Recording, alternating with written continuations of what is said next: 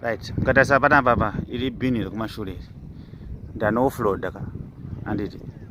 ndobva ndabuda neregawo kubheki kumashure uko mukatasa kuna kana chinhu so pafloor chacho hapana chinhu mutaka uri pano pakati apa nekuoffload kwandaita vabva waenda one side tasai kumadziro kwerimwe bini kwacho tasai difference zvinhu hazvisi level izvo right kubhini rekumashure iri ndandiendere kumberi right ndekumberi iri tasai futi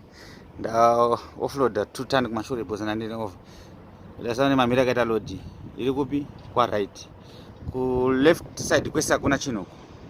ndasana pana pagomba chacho pafloor pisi yekumashure isana chinhu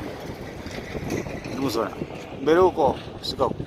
kunoku kwa right side uko yakatobata kumadziro zvichirati lodi haina kugara pasenda yagara one side ndo dambudziko ratinaro iro ndo dambudziko racho iro riri mabhini ese 2 akarereka kunopinda mukevhi chete kana kungoswevha zvisina basa unoenda pasi